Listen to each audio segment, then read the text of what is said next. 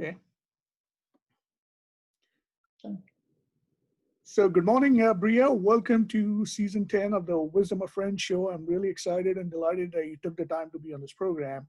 And so let me start off, Breeja, with asking a simple question that how we kick off our show is, what's your favorite quotation or philosophy that you live by? And how have you applied it to your life? Oh, I wish I could have one answer, but I feel like there's a lot. But I think the main thing I've been working on the last couple of years is being kind to yourself. I think it's very easy to become your own critic, and the fear of success can be crippling at times. And I feel like it's a very easy thing to fail, and it's a safe thing to fail in your mind. And I feel like we give each other, or we give ourselves, excuses of why we're not going to succeed because we're afraid of that success. And one of the biggest things I feel like everyone could do for themselves is learning how to become their own best friend. How would you like to be spoken to by your best friend? What is that inner dialogue that you're having in your mind constantly on a daily basis? And learning how to understand and comprehend your inner dialogue, and then learning how to change it to more benefit the goals that you have, make a significant difference in your daily life. I really like that, Breeja, because, it's really helps in getting, being your best friend, because spending time with yourself is something so valuable that most of us normally don't do it so efficiently. And I think what you just shared makes absolute sense, because being kind to ourselves, and I remember you mentioning the last time we talked was about having that happy mindset that drives everything that we do in our lives. And you have a very simple technique of, putting a pen in your mouth or something like that to keep your mind active and happy. Could you talk a little bit about that? How do you keep yourself like happy and, keep smiling? Because that really helps in, all the chemicals that we know that runs through our system, like the dopamine, serotonin, and all that. Mm-hmm. Absolutely. I think that smiling when you're grumpy or rather depressed is rather difficult to do. It's not something that you really feel like doing at the time. And so by grabbing a pen horizontally and sticking it in your mouth so that it's kind of forcing you to smile, it's just a constant physical reminder to continue doing that. And by going through 5 minutes of smiling, it really does change your mood. And I tend to be a rather anxious person. And so when I tend to go into more anxious modes, I'll have a pen in my mouth to help calm me down. And it is the most simple thing. And sometimes because it's so simple, people won't do it. And that's a silly reason to not do something because it's easy. And trying to find those easy tricks that really make a difference in your daily habits is something that we should all try and focus a little bit more on. Right, absolutely, totally agree. So, out of curiosity, Breeja, so you grew up in Mesa. So, what was your childhood like, and who were your major influences as you were growing up, and how did that shape your life? So growing up in Mesa, wasn't the easiest upbringing. I was in an area that was very low income, high poverty. I grew up with a lot of siblings, which even inhibited resources more. And I remember when I was 4, watching the Olympic Games and seeing the gymnasts and just being completely enthralled with how powerful and beautiful and strong they were, and wanting to be that even metaphorical Olympic gymnast. And so I would do cartwheels in the front yard every day and do, dance routines in my living room, just saying, I'm going to be the next Olympic gymnast. And I got a lot of teasing ridicule from family members and friends from all angles saying, you're going to be too tall. Like, that's never going to happen. And I didn't want to listen to them. And it just made me want to, continue to try and strive for that. So to be clear, never once did I take a gymnastics lesson. It was literally just cartwheels in the front yard. But I wanted to be something more. And I think that childlike ignorance and passion really drove me strong. And it really wasn't until my senior year in high school that I realized how important college was. And that was probably the best chance of getting out of my socioeconomic situation.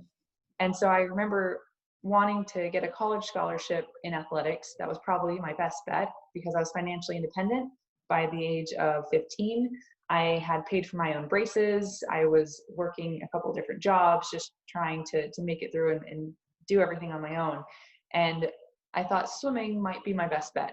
So again, that was very ignorant of me to think that starting a swim club at the age of 17 would go anywhere, but I was determined, and I knew in my heart that if I gave it everything I had, something could come from it. So I sat down with some local club owners in the area, and I kind of explained my situation, and luckily I was able to have a scholarship to swim for free in high school at that club team. And my first day on deck, my coach asked me if I had any Olympic aspirations. And I kind of joked with him saying, well, I was going to be an Olympic gymnast when I was 4, but it didn't really pan out. But I always have that drive that someday I could reach something like that. And he just said, well, lucky for you, swimming is just like gymnastics. And I kind of waited to hear his spiel. And the way he explained swimming, just that it was like a beautiful water dance, that every time you dove into the water, you had to have the perfect angle and finesse and strength. And the way he worded it just kind of showed me that if you can change your perspective on something that seems difficult or boring, and you learn how to be creative to entertain yourself in that way, you can really start to be passionate about the thing you're doing. And so I really started to fall in love with the sport that I thought was very boring, but I saw as an opportunity. And I figured if I can learn to love this and learn to appreciate the movement and the hard work of it, this might be my shot. And so going through my senior year just with that mindset, I managed to get a partial scholarship at Texas A&M. And then at Texas A&M, I thought things were going to go just as smoothly, but I was very far behind. My academics I wasn't trained very well in school to be able to handle the collegiate academics. And then the training on the swimming side, I was about 10 years behind. I didn't have the aerobic capacity or just the mental training in general to get through those types of practices. And I would often get told to move into another lane to finish the swim set because I was so much slower than my teammates. And I knew that I wanted to keep going, but I started to get a little depressed and humiliated by how far behind I was. And there was one morning in particular where I tried to eat my breakfast and I kept choking on my food because I was too tired to eat. And then I tried to take a nap, but I couldn't sleep because I kept twitching from muscle recovery. And so I texted my mom this very sad, long message explaining that I wanted to go home. I wanted to quit. I didn't feel good enough. And she looked at this and sent back a very simply crafted message and just said, this is what it feels like to be a champion. And that really hit home to me. And I started to think that all the occupations in the world have their champions, and they're probably exhausted at the end of every day because they're trying that hard. And I wanted to be a champion. I wanted to be that Olympian. And so if I strived to feel this tired every day, I could get there. But it was difficult because I was depressed. And that's when I kind of picked up that pen and the mouse smile trick, just forcing myself to smile more every day. And then just learning different tools and techniques to kind of trick my brain and learn to be passionate again about the hard work and strive for the privilege of being that tired. Because, especially with this pandemic, I don't think we realize a lot of the time what a privilege it is to work out. We've all had that privilege, but once gyms are closed and the pools are taken away, and some of us are even inhibited from being able to go outside of our home, we now realize that now that everything's kind of getting lifted, we have this new appreciation for the ability to put our bodies through that physical pain of working out. And so Arnold Schwarzenegger gave a quote at the end of the quote, it just says, this pain is not your curse, this pain is your privilege. And so I kind of clung to that. This pain is my privilege. So whenever my mind started to go into that dark place of saying, this hurts too much, this is too physically painful to get through, or my lungs are going to burst and I'm going to drown in the water, I would just think, what a privilege this is that I have the ability to push myself this much. What a privilege it is to be able to represent a university as a college athlete. I need to take advantage of this. And at the end of my freshman year, I went home for the summer and actually found that I had a goiter in my thyroid. And we thought it was thyroid cancer, and it turned out to be benign. but kind of having that quick cancer scare, it just gave me so much more vigor to keep going. It's like, this is really an incredible chance, and it can be taken away so quickly. And so my sophomore year, I started to learn a little bit more about visualization and about thought replacement and how powerful the mind is and how much you can learn how to control and exercise different mental muscles per se. Because I truly believe that the mind is the most powerful muscle group in the body, and that confidence is a mental muscle. Motivation is mental muscle, discipline, decision-making, all of these mental muscles come to us at different speeds, and all of us have different strengths. But just like the rest of your body, if you have a weak muscle, you can exercise it. And if you exercise it on a consistent basis, it gets stronger. And so trying to learn more and more about how I could train the way I thought, the way I felt, my confidence, my motivation. At the end of my sophomore year, I got my first American record national title, and I wanted more. So 4 months later, we went to Olympic trials, and I won Olympic trials, which was absolutely insane to me. I'd only been swimming for about 3 years at that point, and now all of a sudden I was going to the 2012 Olympics, and I could see these holographic swim gods that were now in real life, real people. I was their teammate. I was considered almost equal, and it just blew my mind that 2 years before that, I was just a ghetto girl in Mesa. and going, kind of that catchphrase from like ghetto to gold was the most incredible ride. And going into the Olympics, my coach would just say the most simple phrase of, the pool is just as long and the water is just as wet. If you have a lane, you have a chance. Everyone got to this competition the exact same way. They all hit a certain standard, and now everyone has a chance to move forward. And it's like that with almost everything in life. Now, the difference is we're not all given the same opportunities. We're just not.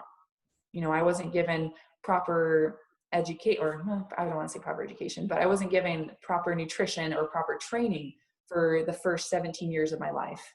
So I did not have the same opportunity in that. But I found an opportunity to get to college. And once I got to college, I got there the same way everyone else did. I hit a standard, and now the playing field was even. And if you think about that, when you go into a job interview, if you got the interview, you have a chance. If you have an opportunity to go to a conference to pick up clients, you got to the conference. Now you have the next opportunity. How are you going to take advantage of it? How are you going to use your creative solutions to make something happen? And so going into the 2012 Olympics, I knew that I had the same chance as everyone else. And so I tried doing everything in my power of, what kind of positive visualization I could do, what kind of positive thought replacements and negative thought replacements that I needed to do in order to get myself prepared. And when it came time for my individual race in the 100 breaststroke, I was so ready. I knew in my heart that this is my moment, that I was going to win. I was going to become that Olympic gold medalist, and the rest of my life would kind of coast from there. And so when we went out there for finals, after going through prelims and semis and being ready to race the 7 of the fastest females on the planet, I got up on the starting blocks extremely confident. I heard the buzzer and I jumped. But while I was still in the air, I realized that the referee never said, "Take your mark." My stomach dropped and I hit the water, and I looked around and I noticed I was the only one that jumped in. And I started to panic. And I didn't really know what to do. I hadn't visualized this. I didn't think about this happening in beforehand. And so I slowly came up and I looked around and I saw all 40,000 people in the stands were staring at me. And every camera was zoomed in on my face. And I was mortified. I was humiliated. I didn't know what to do. But I just slowly got out of the water and waited for someone to come up to me to let me know that my dream was now over and I'd been disqualified. But no one said anything. No one came up to say it was okay or that I was done. And so they just told everyone to get back up on the starting block. Back up again. And I got ready. And after they said, "Take your mark," we took our marks and the buzzer went off and we all jumped. But the second time I jumped in, I saw this camera at the bottom of the pool that started racing with us. And I got so excited thinking that the camera was going to follow the fastest swimmer. So if I could just try and beat the camera, I would win the race. So I started racing towards the camera. And at the end of the race, the last 10 meters, I died like a dog. And I hit the wall and I looked up at the Jumbotron to see what place I got. feeling so sure that I had gotten a medal, and I'd gotten 6th place. And I realized that by following the camera, I completely abandoned my race strategy. I was so focused on the end result that I stopped paying attention to the process it would take to get there. A lot of us become that way. We become so results driven and so focused on the outcome that we stop paying attention to what's exactly in front of us and the small, simple steps of what we need to do to become successful. And that is so important. And I wish that everyone were to learn that lesson before they're in their own metaphorical Olympic final. But that lesson hit me very hard, and I'm very careful and meticulous with the process that I take now in everything that I do. And at the end of that, we did have the relay, and I did follow my race plan, and we did get a gold medal in that, and it was fantastic being able to represent your country. But a lot of the life lessons that I've learned along the way, the mental tricks, the little nuances and experiences and people that I've met have been so incredible that I realized that the journey that you're taking is the real meat of your success. That if someone went outside and found a PhD paper on the ground, that doesn't mean they have a PhD. If someone went outside and found an Olympic gold medal on the ground, it doesn't mean that they've won an Olympic gold medal. That's not what makes our accomplishments so successful. It's that journey.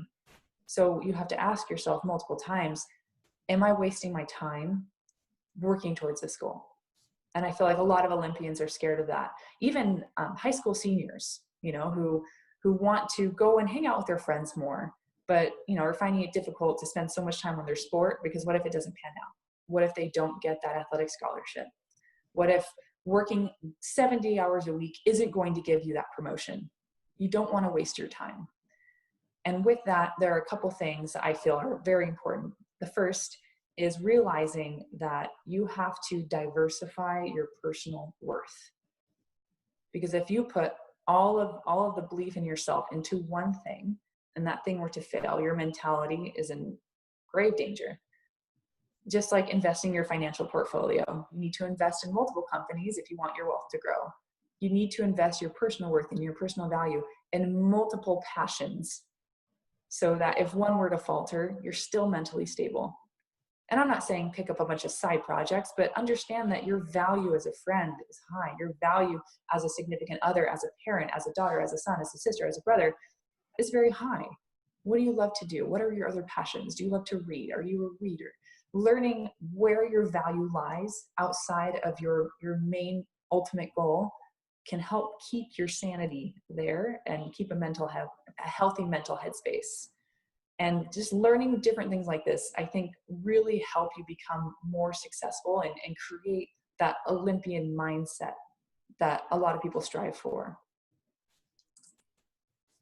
Yeah, no, that's great. And there's so many things that, it's incredible, Breeja, what you've just shared, because I think it started off with that, watching the Olympics, like when you were 4 years old, and watching all the gymnasts and like getting inspired by that and doing cartwheels in your home. And then, at some point having the desire and the belief that you can pursue this, and, having the conversation with the local swim club to give you an opportunity and a scholarship. That was like a significant step that you took, because that created more opportunities. You got that coach, and then who had that conversation with you to fall in love with swimming. Like it's like a dance in the water. And I think what you mentioned is so critical, that having the love and appreciation for the joy of the game instead of the love of the game is so critical and important, as you said.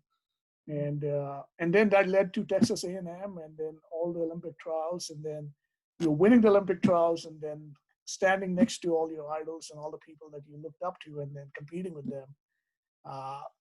And then obviously we'll talk more about the 2012 Olympics here in a second. But I really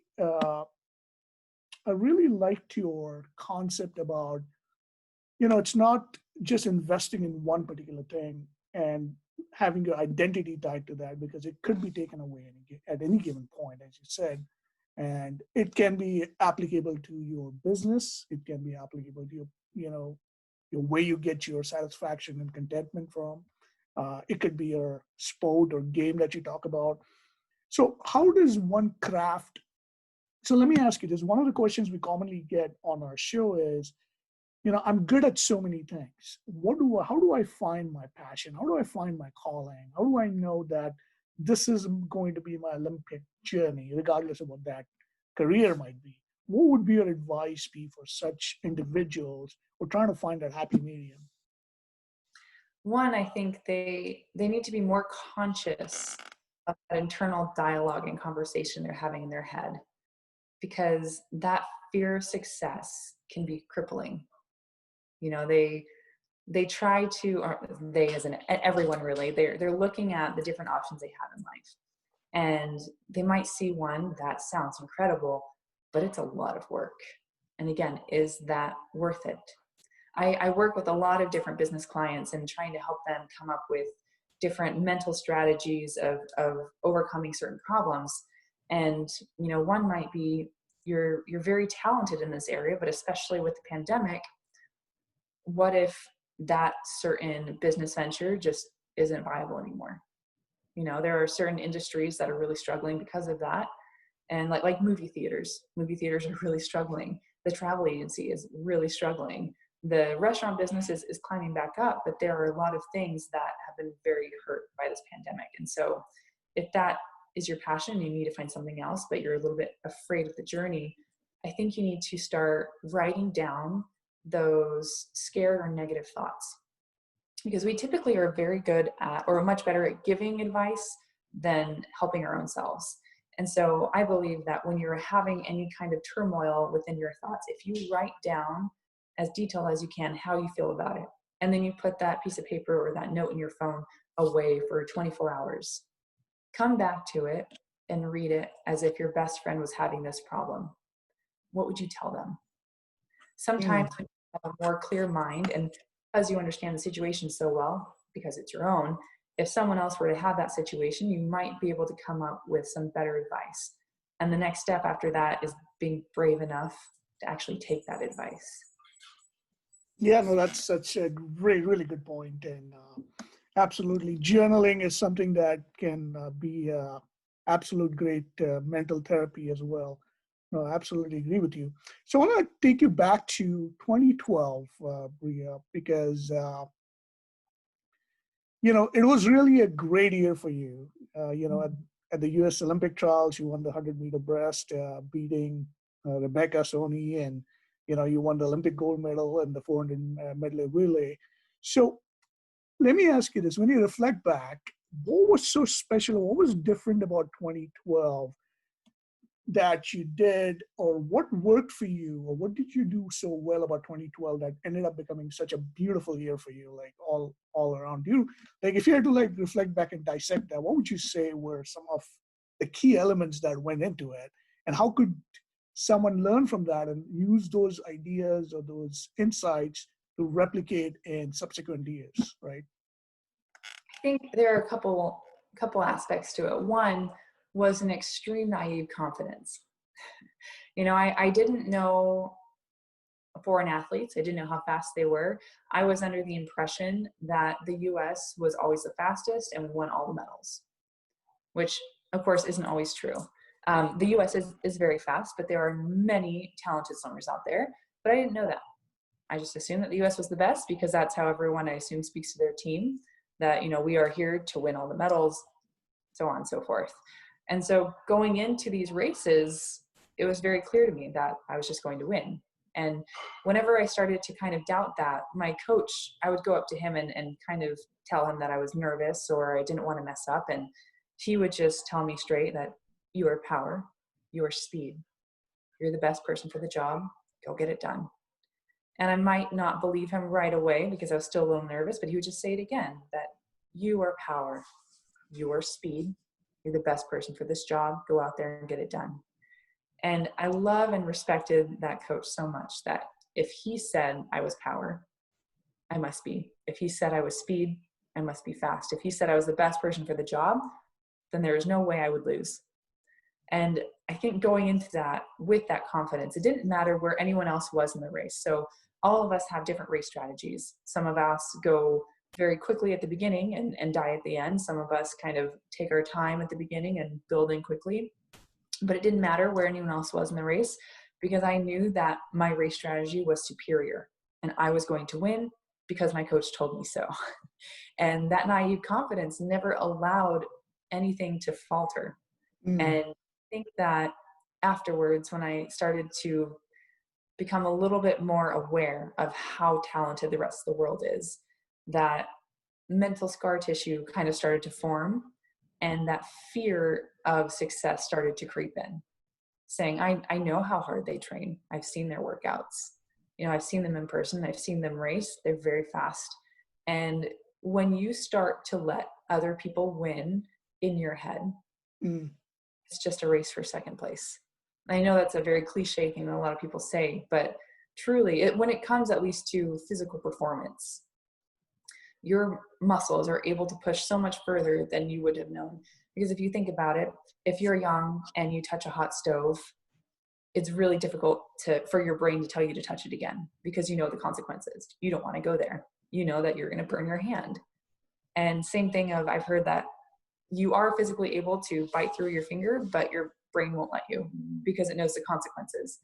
And so moving forward, a lot of us are very, very terrified or afraid of pushing ourselves further because we understand the painful consequences that might happen.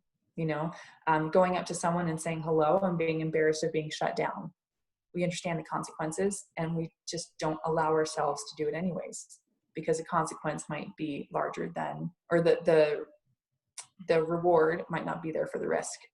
And so I didn't really have the fear factor going in. I might be nervous for the attention or whatnot, but I was so confident. And now it's changed very much so. And there's been a couple of things I've learned that, one, if you are driven by worry or stress or anxiety, those can actually be very helpful tools that have led you to success before. You just have to learn how to monitor it and not let that stress manage you. You have to manage the stress or manage anxiety or the worrying. Because in 2016, I remember actually going to a doctor because I thought I had bronchitis. And I explained that I was having a difficult time breathing. And he informed me that I didn't have bronchitis. I was actually having panic attacks. And so he offered to put me on antidepressants to kind of help with the anxieties. And I thought it was a great idea, especially leading up to trials. If I could be relaxed and anxious free, everything would go great. And so I went on the antidepressants and I stopped swimming fast because I didn't care about the results. I wasn't anxious anymore. I didn't have that spark. And I didn't make the 2016 team. And that was extremely damaging for my mentality. And that's when I didn't really know what my identity was. I just graduated from A&M with my master's degree, but I didn't make the Olympics. So what was I? I was no longer a student. I was no longer going to the Olympics. Did that make me an ex-Olympian? Did that mean I wasn't going to be successful? Was I going to lose my sponsors? And it was a very crumbling experience for my identity. And after that, I vowed to never let that happen again. That if I were to continue my swimming career, I was going to find other things that I held my value in, and that I was not just a swimmer. And so different experiences through that, I think that one, kind of going back to being kind to yourself and then trying to understand what the negative thoughts are and how you're going to replace them. If you start to have that thought of, I don't want to mess up, you need to be able to replace it as quickly as you can with, I am power, I am speed, I'm the best person for the job, I am capable. These, the people in the room need to know my opinion. I am very qualified for this job interview, whatever it is. It's so much easier to be self-deprecating. And so learning how to come up with a powerful mantra to replace that negative thought can really help build your confidence going into any situation. absolutely, Bria. And one of the things that you shared with me last time we spoke, and that really left an indelible imprint on me, was about fear.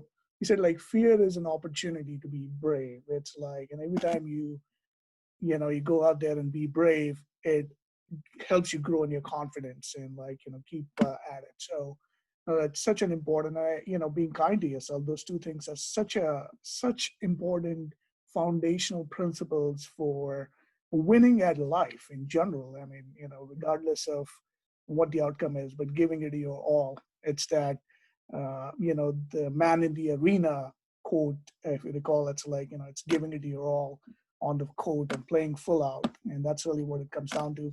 No, that's so great. And I want to kind of like ask you about what was that moment like when you stepped on that podium and accepting that gold medal with the U.S. anthem in the background and the London Olympics. Can you describe that moment? Like, what was that like for you? And must have been so amazing. And you made the country, all of us proud. You made the country proud. So give us a little taste of what was that? What was going through your head? What was the ambience, that deco, the environment like for you over there? It's kind of a blur, to tell you the truth. I remember that I was smiling so hard I couldn't feel my face. And I was worried about what my face looked like because I couldn't feel it. I couldn't tell if I was smiling anymore. But it was the most patriotic I've ever felt receiving that, and it was a lot of veteran Olympians kind of told me that this isn't going to hit you for another 2 months. So just sink this all in and just enjoy this experience, because it was just kind of a dream, and because to me, I hadn't really changed. I was still Breeja. The only difference is I learned how to move my arms and legs in the water faster. That's it. I didn't necessarily feel like I was a superior person or that I deserved, more of this or less of that. But it was so interesting. I think that when I came back from the Olympics and I started receiving different emails and messages from people, they would reach out and ask me if I remembered them. Like we were best friends for 3 years and then kind of fell off the side of, do you remember me? Like, why wouldn't I remember you?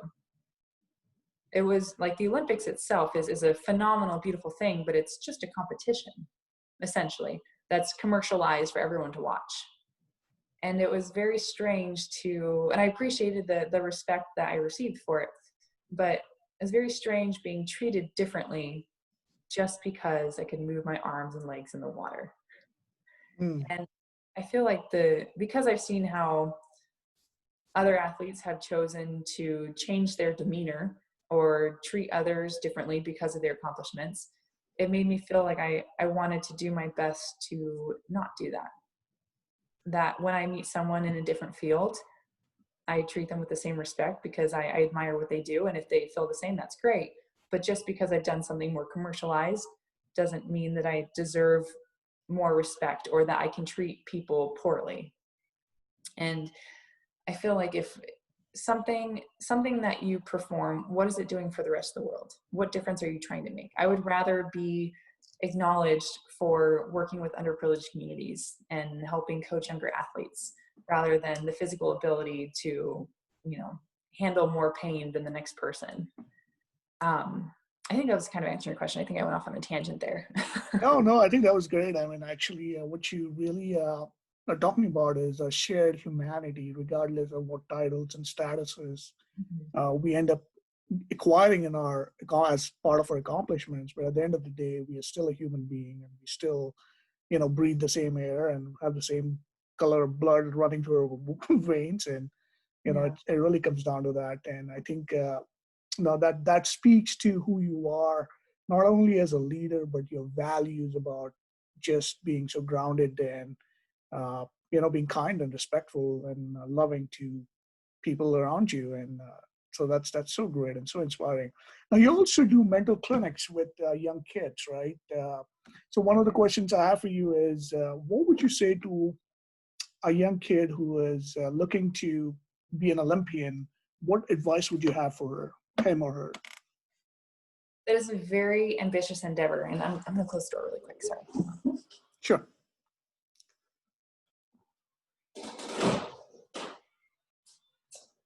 Or I might just step outside so it's not as noisy. So I would try to let them understand that it is an extremely difficult road, but the rewards are immense. And to learn to love the journey. You have to love the pain. You have to love the sacrifice, because if you get so tied up again in the end result, the pressure can be very crippling. And so you have to decide what you're willing to sacrifice. So for me, I am very careful with my diet. I don't eat processed sugar. I don't drink alcohol. I don't eat fried foods. That is if a sacrifice that it's very easy and I'm willing to make. The mental training, making sure that you are being very cognizant of the thought process that you have and building the confidence and motivation slowly and steadily and not taking off more than you can chew. And then knowing that you can't miss workouts. At least in college, it was very intense. If you are going to practice, if you feel sick, if you have 101 fever, you're excused. If you throw up, you're excused. Other than that, you're swimming. If you have a headache, you're going to have a headache regardless. So get in the water and keep swimming. And being willing to give up going to the parties because you have to go to bed early because you have practice the next day. And not allowing the failed attempts to hinder your confidence, but just learning how you can grow from it. But it is a very difficult road. And if you're willing to make that sacrifice, then the rewards are phenomenal.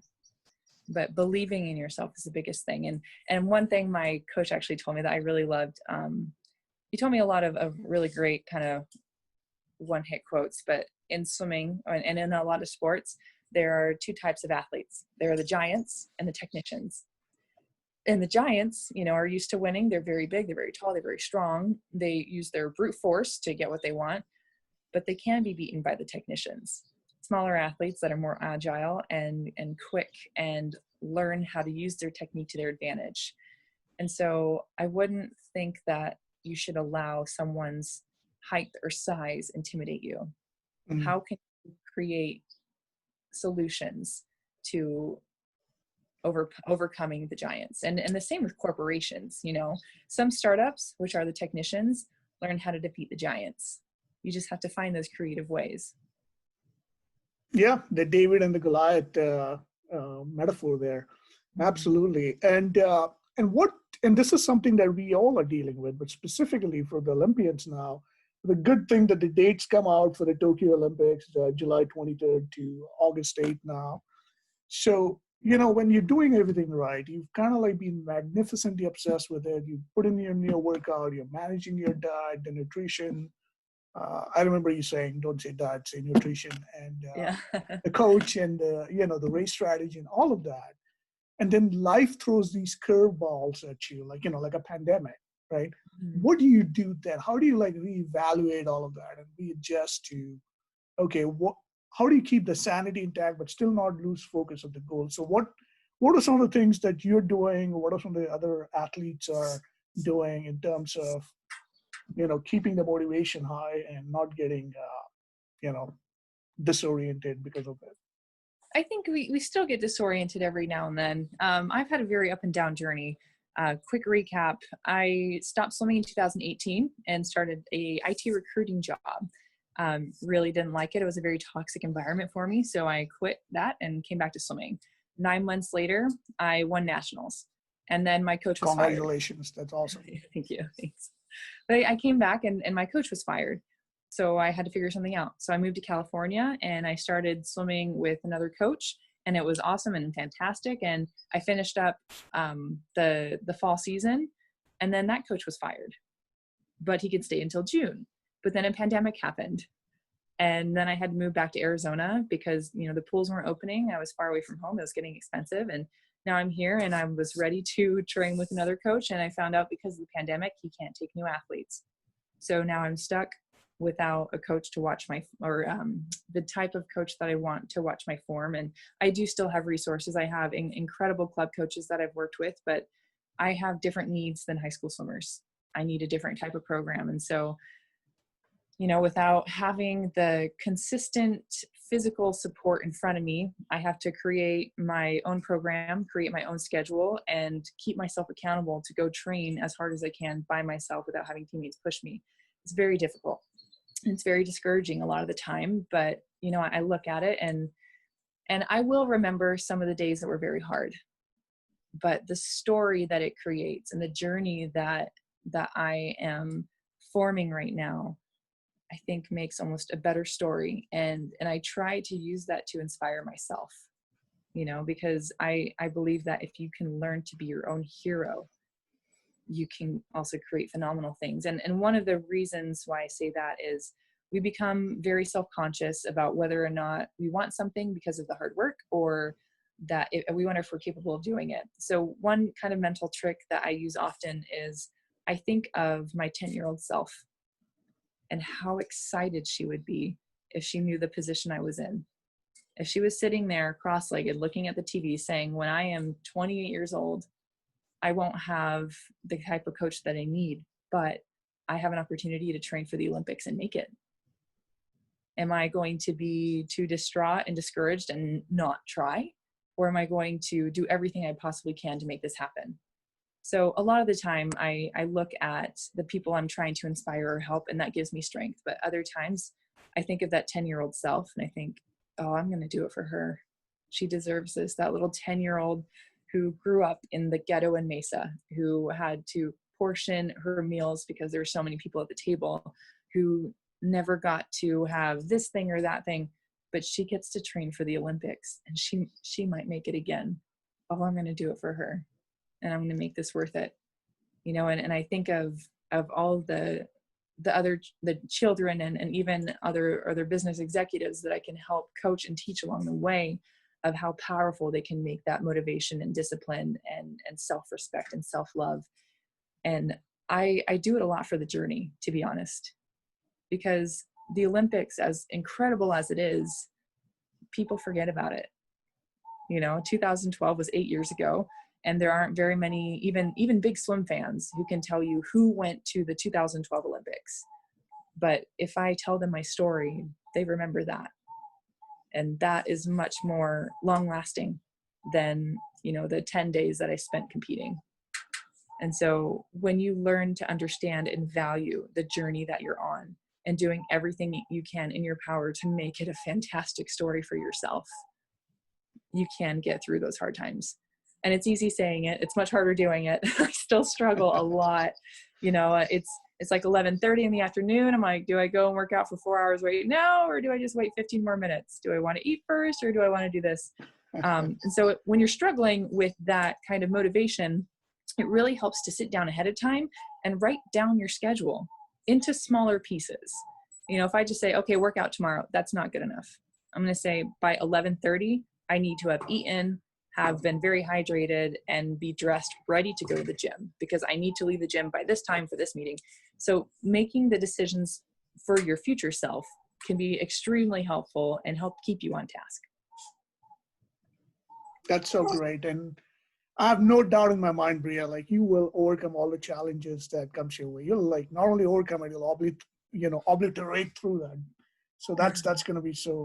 I'm looking forward to all the continued successes in the future.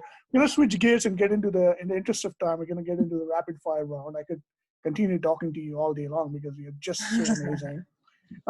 So the rapid fire round, it's the first question that comes to your mind. So Breeja, my first question to you is, are you ready? All right. So what's your favorite music band? Right now, it's probably the Strokes. Okay. And then what book have you read again and again, or one of your favorite books? Anything that you could recommend for our audience? Actually, I've read Chasing Excellence by Ben Bergstrom, I believe is his name. And it's a coach that coached CrossFit champions. And there's a lot of cheesy one-liners, but they really get me going. And I think I've read that book 3 or 4 times. Okay. And then what color describes you best? I would say yellow. Very happy. The 5 most important things in life, according to you? Faith, family, friends, fitness, and finance. Oh, nice. Like that. And then if you could have any message of your choice on a billboard, what would that be? Honestly, it would be kind to yourself. I like that. That's That's really a motto, it seems like, and that's so true Yeah. and so important. So great. So, and we're going to move into, I've got final three questions for you, Bria. And this Mhm. is, what is your current personal or business passion project that you're working on? And what are you looking forward to in the next 12 months, 6 to 12 months? I know, of course, the Tokyo Olympics, but anything else? What are you looking forward to? So I actually started doing a lot more coaching. I used to just mentor young athletes on the mental side of sport until I realized that those concepts can be broadened into the business world. And I've actually, through my Airbnb experience that I've had online, I've been able to meet a lot of different executives that have taken on those services. And then I started to realize that although I very much enjoy working with different occupations and in different fields and learning more about them and how to help them, I still want to be able to make a difference for underprivileged communities. And so I've developed a sort of program that if I can charge corporations for bigger speeches or executives for the mental coaching, their payments will sponsor an underprivileged child or an underprivileged group. So I charge a little bit more now for my speeches for corporations and say, hey, I charge this much because this will allow me and my time to give this same kind of presentation for a Boys and Girls Club, or any type of charity. And so a lot of the time I'll offer it to them saying, do you have any organizations that you work with that would benefit from this kind of talk? And please let me know, and I will schedule one with them right away free of cost because your payment has paid for theirs. And so it's kind of like a give one, or buy one, give one kind of program that I would like to help develop, because my big passion is helping those underprivileged children understand that they have so much potential, so much talent that is just ready to be recognized, but they don't have the same opportunities, but they just need to be told that, or be given those chances of finding those opportunities and learning how to network and use their words and actions to create more opportunities for themselves. But there's not a lot of money in that, and I need to be able to support myself. So bringing that valuable message to those who can pay for it and are willing to pay for others to learn from that has been a big thing for me. Great. And then we'll include all of that in the show notes as well. So how can people, how would you like people who are looking to, contact you for coaching services and speaking engagements, and how can they contact you best? What's your preference? I think the safest way without giving out too much personal information is just reaching out through LinkedIn. Okay. Typically when I meet with a group on a smaller basis, I feel very free to give out my email. But reaching out through LinkedIn is wonderful. Any of the social medias, Instagram, Facebook, LinkedIn, all of my social media is just Breeja Larson. And I'm pretty sure I'm the only one with that particular name spelled that way. So just, please feel free to reach out. I love working with all types of groups and people, and it's my passion to try and solve those problems, the problems that can't be figured out right in front of you. And so that consulting per se, that motivational consulting is so much fun for me. And I really enjoy trying to solve the puzzle and helping people. Yeah. And we'll include your LinkedIn and all the social media connections on this show notes so people can get in touch with you. Awesome. So what are 3 things you're grateful for today, Breeja? Today, my dog. He is a Velcro dog. So he's an Australian Shepherd, but he follows me everywhere, and he's always happy to see me, and I love that. I have a very supportive boyfriend, and he has been very patient and has helped me a lot along the way. And honestly, I'm very thankful to be healthy right now. Being able to be healthy enough to swim again is such a privilege in itself, and I'm very, very grateful to have that. That's so awesome.